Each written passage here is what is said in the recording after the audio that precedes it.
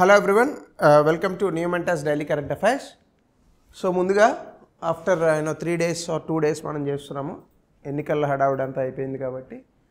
So which one of the following statements best term social cost of carbon అంటే మొన్న మీకు black carbon అనే ఒక టాపిక్ చెప్పాను. సో ఈ బ్లాక్ కార్బన్లో భాగంగా ఇచ్చాను నేను మీకు ఈ క్వశ్చన్.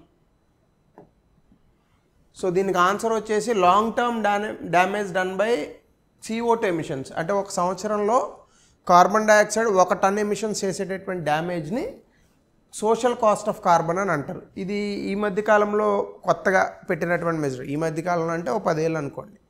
సో కొత్తగా పెట్టినటువంటి ఒక మానిటరీ మెజర్ అనమాట. లైక్ గ్రీన్ GDP అని చదువుకుంటాం కదా. So something related to that. ఇక ఈరోజు టాపిక్లో ఎవరో అడిగారు ఇది కమెంట్ సెక్షన్లో 2-3 సార్లు. Sir constitutional bodies, statutory bodies, regulatory bodies, judicial bodies వీటి మధ్య ఉన్నటువంటి బేసిక్ డిఫరెన్స్ చెప్పండి అని. యాక్చువల్గా ఇది చాలా easy concept, you can study on your own. But దీన్ని కొంచెం ఈజీ పద్ధతిలో చూద్దాం. ముందుగా రాజ్యాంగబద్ధ సంస్థలు అని వేటిల్ని అంటారు. రాజ్యాంగబద్ధ సంస్థలు అంటే ఫస్ట్ ఆఫ్ ఆల్ భారత రాజ్యాంగం నుంచి తమ యొక్క అధికారాలు అలాగే తమ యొక్క బాధ్యతల్ని స్వీకరించేటటువంటి సంస్థల్ని రాజ్యాంగబద్ధ సంస్థలు అని అంటారు. అంటే వీటి అధికారాలు డైరెక్ట్గా రాజ్యాంగంలో భారత రాజ్యాంగంలోనే ఇవ్వబడతాయి. ఇవి సాధారణంగా మనకి ఏముంటాయంటే రాజ్యాంగబద్ధ సంస్థలకి ఎక్స్ప్లిసిట్గా ఒక ఆర్టికల్ మెన్షన్ చేసి ఉంటుంది.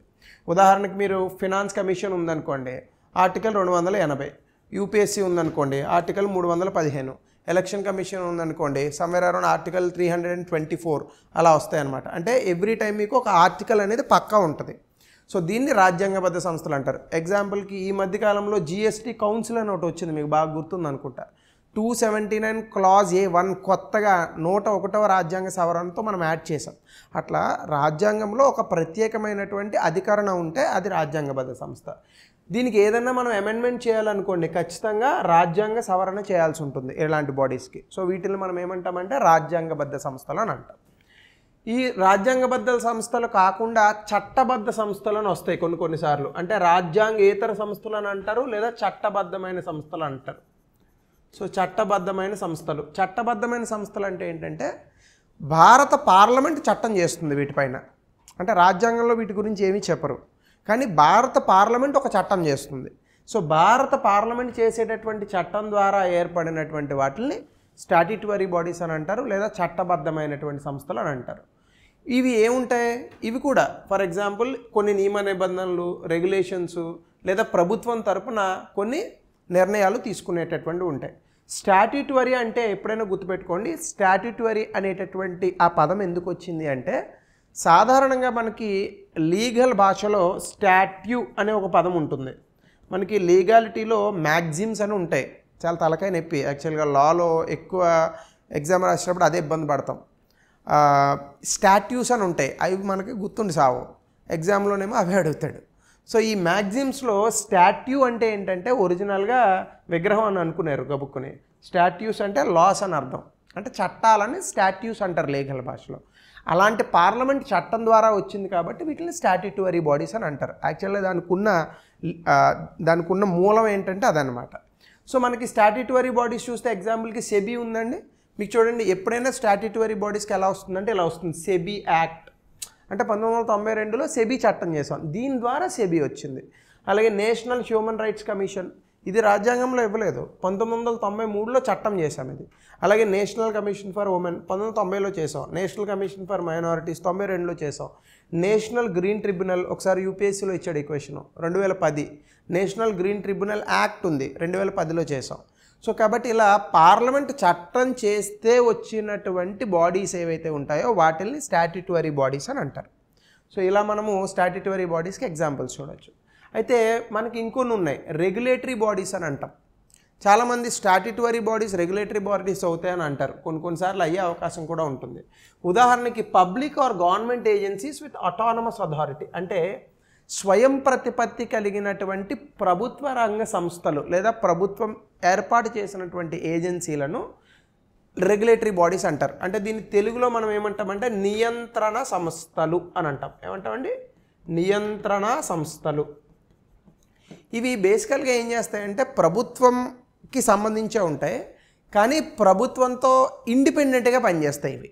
అంటే ప్రభుత్వానికి సంబంధించినవే కానీ నిర్ణయాధికారులకు వచ్చేటప్పటికి ఇండిపెండెంట్గా పనిచేస్తాయి అన్నమాట. ఇవి బేసికల్గా ఏమైనా కొన్ని సేఫ్టీ అండ్ స్టాండర్డ్స్, కొన్ని ప్రామాణికాలను తీసుకొస్తూ ఉంటాయి, అలాగే కొన్ని రూల్స్ పెడుతూ ఉంటాయి, లేదా పర్యవేక్షణ విధులు చేపడుతూ ఉంటాయి.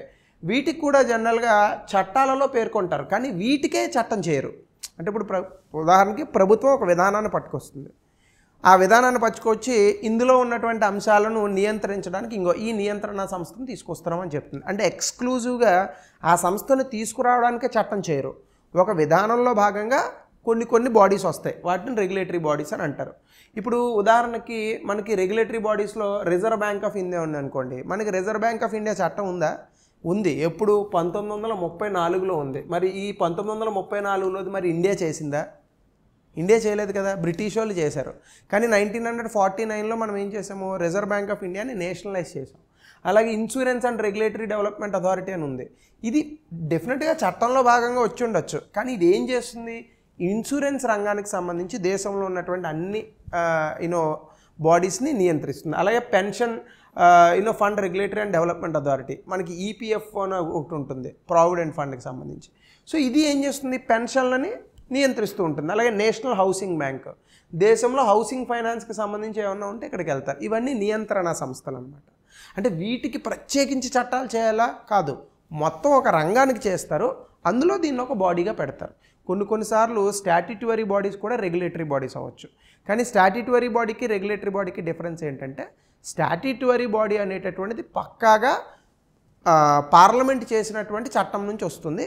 అదొక స్పెసిఫిక్ థింగ్లో ఉంటుంది. అంటే రెగ్యులేషన్తో పాటు ఇంకా చాలా ఉండొచ్చు స్టాట్యూటరీ బాడీకి, కానీ రెగ్యులేటరీ బాడీస్కి అలా కాదు, ఓన్లీ రెగ్యులేషనే ఉంటుంది. నియంత్రణ సంస్థలనే పిలుస్తారు వాటిని. సో కాబట్టి ఇది చూడదు, మీరు చూడండి, రిజర్వ్ బ్యాంక్ ఆఫ్ ఇండియా ఏం చేస్తుంది, బ్యాంకింగ్ రంగాన్ని నియంత్రిస్తుంది. As simple as that. So దీని తాలూకా విధులు ఏముంటాయంటే, మనకి కొన్ని రూల్స్ అండ్ గైడ్లైన్స్ ఆ రంగాలకు సంబంధించి నియంత్రణలు జారీ చేస్తారు. అలాగే ఎవరెవరు ఎలా పనిచేస్తున్నారు అనేది ఎవాల్యుయేట్ చేస్తూ ఉంటారు. అలాగే లైసెన్సింగ్ ఏమైనా ఉంటే ఆ లైసెన్స్లు ఇస్తూ ఉంటారు, ఇన్స్పెక్షన్స్ చేస్తారు. అలాగే ఎవరైనా తప్పు చేస్తూ ఉంటే ఇచ్చినటువంటి నియంత్రణలు మీరి వాళ్ళని కరెక్ట్ చేస్తారు. దీనికి సంబంధించినటువంటి చట్టాలు, నియమ నిబంధనలు వీళ్ళు ఎన్ఫోర్స్ చేస్తూ ఉంటారు అన్నమాట. అంటే అవి పనిచేసేటట్టుగా ఆపాదిస్తూ ఉంటారు. ఇవి రెగ్యులేటరీ బాడీస్ అని అంటాం. నెక్స్ట్ వచ్చేసి మనకి ఎగ్జిక్యూటివ్ బాడీస్ అని ఉన్నాయి. ఈ ఎగ్జిక్యూటివ్ బాడీస్ ఏంటంటే చాలా చిత్రంగా ఉంటాయి ఇవి.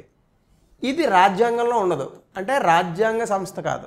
అలానే పార్లమెంట్ ఏమైనా చట్టం చేసిందంటే పార్లమెంట్ చట్టము చేయదు. అంటే రాజ్యాంగంలోనే ఉండదు, పార్లమెంట్ చట్టము చేయదు. ఉదాహరణకి మీకు నీతి ఆయోగ్ ఉంది, ప్లానింగ్ కమిషన్ ఉంది. నాకు అసలు ఎప్పటి నుంచో ఇదే గొడవ. నీతి Aayog it is a non constitutional body, it is a non statutory body, అందుకే దాన్ని ఎక్స్ట్రా కాన్స్టిట్యూషనల్ బాడీ అని అంటారు. కేవలం ప్లానింగ్ కమిషన్ని ఎందుకు మనం ఇంపార్టెన్స్ ఇచ్చేవాళ్ళం అంటే, ప్లానింగ్ కమిషన్ అధ్యక్షుడు ప్రధానమంత్రి ఉంటాడు. ఇప్పుడు నీతి ఆయోగ్ కూడా అంతే. ప్లానింగ్ కమిషన్ ఎలా వచ్చింది, క్యాబినెట్ తీర్మానం ద్వారా వచ్చింది 1950లో.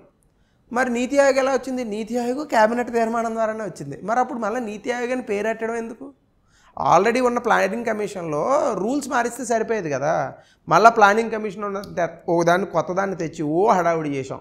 అదేమో 2 రోజులకు ఒకసారి కూడా న్యూస్ పేపర్లో కనిపించదు ఏం చేస్తున్నారు. కనీసం ప్లానింగ్ కమిషన్ ఉన్నప్పుడు 2 రోజులకు కాదు, రోజు కనిపించేవాడు. మాంటెక్ సింగ్ అల్వాలియా ఎవడో వైస్ చైర్మన్ ఉండేవాడు, ఇంకా ప్లానింగ్ కమిషన్ ఎలా చేస్తుంది అలా చేస్తుంది. నీతి ఆయోగ్ వచ్చినప్పటి నుంచి చూస్తాను నేను, న్యూస్లో ఒకసారి కూడా కనిపించావు. సో కాబట్టి ఎగ్జిక్యూటివ్ బాడీస్ అంటే ఏంటంటే, రాజ్యాంగంలో ఉండవు, పార్లమెంట్ చట్టంలో ఉండవు, కేవలము ఎగ్జిక్యూటివ్. అంటే మనకి 3 ఉంటాయి, లెజిస్లేచర్, ఎగ్జిక్యూటివ్, జ్యుడిషియరీ.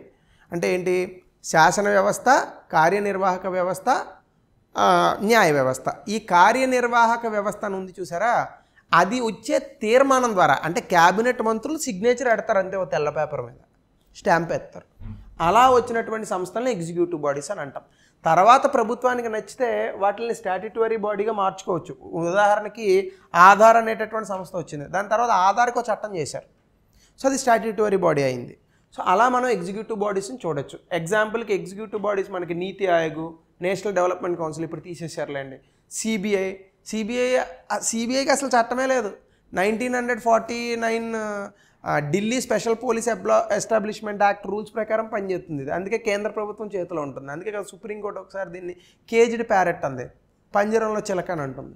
అలాగే జ్యుడిషియల్ బాడీస్ అనేవి వేరు, అంటే ఇక్కడితో ఇది అయిపోయింది, ఇది కొత్తది. జ్యుడిషియల్ బాడీస్ అంటే ఏం లేదు, దేశంలో ఉన్నటువంటి కోర్టులు ఏవైతే ఉంటాయో వాటిని జ్యుడిషియల్ బాడీ అంటాం. అంటే న్యాయం ఇచ్చేటటువంటి, ప్రజలకు న్యాయం చేసేటటువంటి బాడీస్ని జ్యుడిషియల్ బాడీస్ అని అంటాం. సాధారణంగా మన దేశంలో ఇంటిగ్రేటెడ్ ఇండిపెండెంట్ జ్యుడిషియరీ ఉంది. ఇంటిగ్రేటెడ్ జ్యుడిషియరీ అంటే సుప్రీంకోర్టు చెప్పింది హైకోర్టు వినాలి, హైకోర్టు చెప్పింది కింద కోర్టులు వినాలి. అలాగే ఇండిపెండెంట్ అంటే ఎవరికి వాళ్ళు మళ్ళీ ఇండిపెండెంట్గా కూడా పనిచేస్తారు. సో అలా సుప్రీంకోర్టు, హైకోర్టుని జ్యుడిషియల్ బాడీస్ అని అంటాం మనం. అంటే న్యాయ వ్యవస్థకు సంబంధించిన సంస్థలు. క్వాజీ జ్యుడిషియల్ బాడీస్ అంటే న్యాయపరమైనటువంటి విధులు చేస్తాయి, వేరే విధులు చేస్తాయి. అంటే సగం ఇది సగం అదే అనమాట. అంటే పూర్తిగా కోర్టులాగా ఉండవు, అలాగే పూర్తిగా కార్యనిర్వాహక వ్యవస్థలాగా ఉండవు, రెండు కలిపి ఉంటాయి. సో క్వాజీ జ్యుడిషియల్ బాడీస్ అంటే ఏంటంటే కోర్టు లాంటి అధికారాలు కలిగి ఉన్నటువంటి బాడీస్ని క్వాజీ జ్యుడిషియల్ బాడీస్ అని అంటారు. ఉదాహరణకి ఇవి ఏమన్నా పెనాల్టీసు అలాగే డిస్ప్యూట్స్ ఉంటాయి కొన్ని, అలాంటివి చేస్తూ ఉంటారు. జనరల్గా ఎలా ఉంటుందంటే కోర్టు పరిధి చాలా పెద్దది ఉంటుంది, క్వాజీ జ్యుడిషియల్ బాడీస్ పరిధి చాలా తక్కువ ఉంటుంది. ఏదైనా ఒక ప్రత్యేకమైన విషయం కోసం మనం వేసేటటువంటి బాడీస్ని క్వాజీ జ్యుడిషియల్ బాడీస్ అని అంటారు. ఇవి కోర్టు ఆర్డర్ ద్వారా కానీ రావచ్చు, లేదని అనుకుంటే ప్రభుత్వం కూడా వీటిని నిర్మించవచ్చు.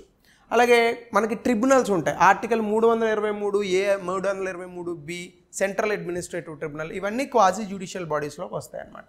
వీటికి పవర్స్ ఏముంటాయంటే బేసికల్గా డిసిప్లినరీ ఇష్యూస్ కానీ, ట్రస్ట్ ఇష్యూస్ కానీ, ఏమైనా నియమ నిబంధనల్ని ఎన్ఫోర్స్ చేయాలన్నా కానీ, అలాగే financial markets, land use, public standards, employment law, అలాగే లీగల్లీ ఎన్ఫోర్సబుల్ ఆస్పెక్ట్స్, ఇలాంటి వాటికి ఉంటాయి. వీటికి ఉదాహరణ చెప్తే మీకు బాగా అర్థమవుతుంది. నేషనల్ గ్రీన్ ట్రిబ్యునల్ ఉందనుకోండి, పర్యావరణంలో జరిగేటటువంటి ఇబ్బందుల గురించి దీనికి కొన్ని జ్యుడిషియల్ పవర్స్ ఉంటాయి. అంటే ఉదాహరణకి నేను ఏదో అడవి కొట్టేసి ఇల్లు కడుతున్నాను అనుకోండి, కంప్లైంట్ ఎక్కడ ఇవ్వాలి మనం? మెయిన్ కోర్టుకి వెళ్ళకుండా నేషనల్ గ్రీన్ ట్రిబ్యునల్కి వెళ్ళాలి.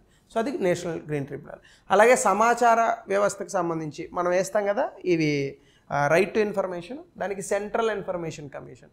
అలాగే హ్యూమన్ రైట్స్ కమిషన్, ఇది కూడా జ్యుడిషియల్ బాడీయే. అది స్టాట్యూటరీ అయి ఉండొచ్చు కానీ జ్యుడిషియల్ బాడీ కూడా అవుతుంది, క్వాజీ జ్యుడిషియల్. ట్రిబ్యునల్స్, సెబీ కూడా జ్యుడిషియల్ బాడీ వస్తుంది. ఎందుకంటే సెబీ కూడా మనకి ఇన్వెస్ట్మెంట్స్కి సంబంధించి దానికి జ్యుడిషియల్ అధికారాలు ఉంటాయన్నమాట. సో ఇలా కొన్ని జ్యుడిషియరీ పవర్స్, స్పెసిఫిక్ స్కోప్. అంటే ఇప్పుడు చూడండి నేషనల్ గ్రీన్ ట్రిబ్యునల్, దీనికి అన్ని చోట అధికారాలు ఉండదు, కొన్ని పర్యావరణానికి సంబంధించిన అధికారాలే ఉంటాయి. సో దీన్ని మనము క్వాజీ జ్యుడిషియల్ బాడీస్ అంటాం. అంటే మనకి న్యాయపరమైనటువంటి వ్యవస్థలు ఉన్నాయి, జ్యుడిషియల్, క్వాజీ జ్యుడిషియల్. ఈ రెండింటికి ఉన్న డిఫరెన్స్ ఏంటంటే జ్యుడిషియల్ డెసిషన్స్ అంటే న్యాయపరంగా గతంలో మనం ఏ నిర్ణయం తీసుకున్నాము అనే దాన్ని ఆధారంగా చేసుకొని కోర్టులు తీర్పులు ఇస్తాయి. కానీ క్వాజీ జ్యుడిషియల్ బాడీస్ అలా కాదు. అంటే ఇప్పుడు ఫర్ ఎగ్జాంపుల్ నేషనల్ గ్రీన్ ట్రిబ్యునల్లో ఏదో పర్యావరణ సంబంధించి ఇష్యూ వచ్చిందనుకోండి, గతంలో ఏముందని చూడడానికి అలాంటి ఎగ్జాంపుల్ ఉండకపోవచ్చు. కానీ కోర్టులు అలా కాదు, పాత కేసులను తిరగదోడి, అందుకే కదా కేసులు చదువుకోవాలి తలకాయ నొప్పి. సో పాత కేసులను తిరగదోడి ఏ డెసిషన్ ఇచ్చారన్న దాని మీద డెసిషన్స్ ఇస్తాయి. అలాగే లా క్రియేషన్స్, జ్యుడిషియల్ డెసిషన్స్ కొత్త చట్టాలను ఏర్పాటు చేయొచ్చు. కానీ క్వాజీ జ్యుడిషియల్ బాడీస్ అలా కాదు, ఆల్రెడీ ఉన్న చట్టాలకు లోబడి పనిచేయాలి. కోర్టులు కొత్త చట్టాలను చేయగలవు, క్వాజీ జ్యుడిషియల్ బాడీస్ చేయలేవు. Quasi judicial bodies strict judicial procedures, అంటే ఇలాగే ఉండాలి. మీకు జ్యుడిషియరీ కోర్టుకి వెళ్ళారనుకోండి, చాలా ఉండాలి మీకు అక్కడ. మీరు ఫైల్ చేసే కేసు చాలా కరెక్ట్గా ఫైల్ చేయాలి. డ్రాఫ్టింగ్ అంటారు, దీనికి ఏం అవసరం లేదు, అలాగా డ్రాఫ్టింగ్ అది ఏం చేయక్కర్లేదు. అలాగే hearings, quasi judicial bodies formal hearings అనేటటువంటివి ప్రభుత్వ చట్టాలను అనుసరించి చేయొచ్చు. కానీ జ్యుడిషియల్ బాడీస్ అలా కాదు, వాటికి ఒక ప్రొసీజర్ ఉంటుంది. కోర్టు సమయంలోనే వెళ్ళాలి, చాలా జాగ్రత్తగా మాట్లాడాలి జడ్జి దగ్గర, ఇష్టానుసారం అది వెళ్ళకూడదు, నల్ల కోట్ వేసుకుని వెళ్ళాలి, ఇలాంటివి ఉంటాయి కొన్ని. ఇవన్నీ quasi judicial versus judicial bodies. ఇంతకుమించి అవసరం లేదండి, చాలు. సో దీనికి సంబంధించి ఏదో సిఏజీకి సంబంధించి, ఎందుకంటే అది కూడా రాజ్యాంగబద్ధ సంస్థ కాబట్టి ఆ క్వశ్చన్ ఇచ్చాను యూపీఎస్సీలో. సో గతంలో ఇచ్చిన క్వశ్చన్ 2012లో మీరు ఆన్సర్ చేయండి. అలాగే భారతదేశంలో రాజ్యాంగబద్ధమైన రాజ్యాంగేతర సంస్థలని వాటి నిర్మాణం, విధులు మరియు ఉదాహరణలు హైలైట్ చేస్తూ సరిపోల్చండి. సో దీన్ని మీరు 150 పదాల్లో రాయండి, that helps your mains answer right. So ఇది ఇంకా ఏవైనా క్లాసులు మీరు కావాలని అనుకుంటే so please put it in the comment section, I will do that. So thank you.